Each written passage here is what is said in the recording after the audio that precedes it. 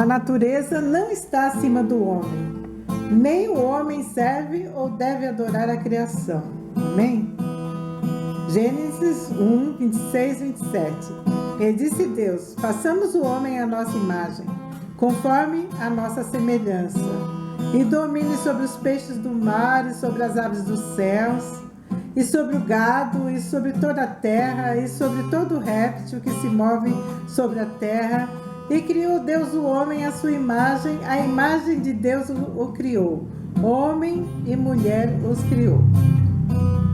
Aqui, a sua imagem não significa que somos pequenos deuses, iguais a Deus, ou que possamos nos tornar Deus. A ideia é que existe em cada pessoa um Deus em potencial, isso é contrário às escrituras e à lógica. Um ser criado, limitado, não pode ser igual a um criador ilimitado. Alguns aspectos importantes precisamos considerar. Primeiro, ser criado à imagem de Deus fala de uma qualidade física. Deus é espírito, João 4, 24. Mas ele nos criou de um modo físico que reflete como ele se expressa. No Novo Testamento vamos encontrar a implicação mais profunda. Deus se revela encarnando-se e habitando plenamente dentro de um corpo humano. Um corpo preparado para o propósito de redimir a humanidade.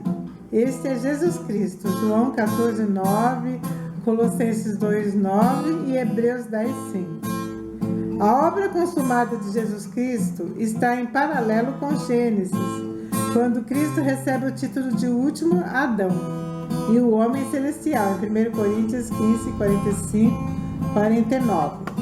Aquele que está em Cristo Jesus, o apóstolo Paulo observa, terá a imagem do celestial. Em segundo lugar, ser semelhante a Deus testifica os atributos qualitativos e comunicáveis. A humanidade refletindo em um modo limitado algumas das características de Deus, como consciência moral, amor e empatia, julgamento e racionalidade, justiça, santidade e conhecimento consciente. Todas essas características demonstram que a humanidade é uma criação especial, destinada a refletir valores transcendentes. Assim, a semelhança de Deus no homem comunica uma realidade espiritual interior que reflete a bondade, o amor e a justiça de Deus. Entretanto, quando a humanidade escolheu infringir a confiança de Deus, conforme o relato apresentado em Gênesis 3, ela solapou seu relacionamento com Deus. Na realidade, a humanidade se colocou contra Deus, pois decidiu seguir seu próprio destino. A morte espiritual, acompanhada pela morte física, foi o resultado. Essa quebra de confiança que ocorreu, envolvendo a árvore do conhecimento do bem e do mal, abriu consequências eternas. Agora, estando fora da ordem original de Deus, o homem se esforça para salvar a si mesmo, mas como criaturas separadas de Deus e espiritualmente caídas, somos incapazes desse ato elevado, independente do esforço que possamos fazer com nossas técnicas de boas obras, religião, rituais ou ideologias sociais e política.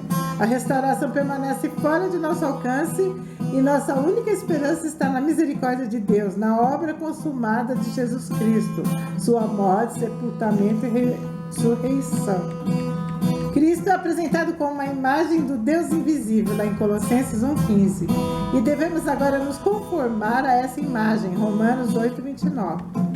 Ao fazer isso, por meio da crença, arrependimento e fé em Jesus Cristo, somos espiritualmente restaurados como representação de Deus, tornando-nos embaixadores das características justas que Deus incorpora: amor, misericórdia, graça e verdade. Além disso, sabendo que fomos criados à semelhança de Deus e que, portanto, cada pessoa tem valor eterno, descobrimos o fundamento para a dignidade humana. Em terceiro lugar, Gênesis 1, 26, 27, apresenta outra faceta importante: singularidade posicional. A humanidade, o homem e a mulher, está colocada em uma posição superior em relação à natureza e recebeu o direito de usá-la.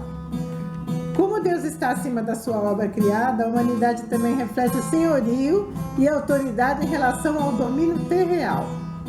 E domínio sobre os peixes do mar, e sobre as aves do céu, e sobre o gado, e sobre toda a terra, e sobre todo réptil que se move sobre a terra.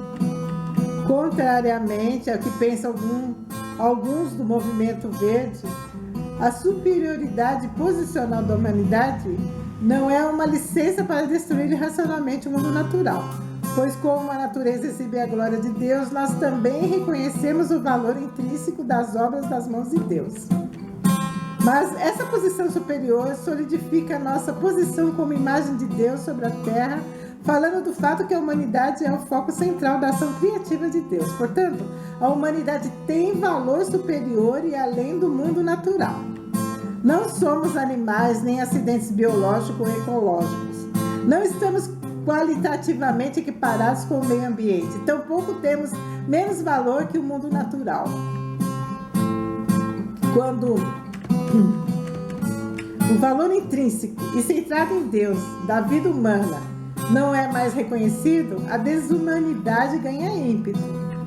Temos a frase mais mortal proferida nos últimos 40 anos. Ela desumaniza imediatamente a vítima e é vendida de um modo que torna o ato de matar aceitável. A frase é apenas um feto. A história está enraizada na ação criativa de Deus, portanto precisamos reconhecer o movimento de Deus na história do homem, desde a criação até a redenção. O homem foi criado para refletir os atributos da imagem de Deus, portanto a vida é preciosa e valiosa. O homem também foi colocado acima do mundo natural e recebeu o privilégio de usá-lo. A natureza não está acima do homem, nem o homem serve ou deve adorar a criação. Ser criado à imagem de Deus também significa que a existência eterna do homem é da máxima importância para Deus. Ele nos fez o convite para nós nos convertermos a Ele e a conhecê-lo e tratar nosso próximo de um modo que reflita o seu amor. Como Jesus Cristo ensinou, Mateus 22, 37, 40, amarás o Senhor teu Deus de todo o teu coração e de toda a tua alma e de todo o teu pensamento. Esse é o primeiro e grande mandamento. E o segundo, semelhante a esse, amarás o teu próximo como a ti mesmo. Desses 2 mandamentos depende toda a lei e os profetas. Amém?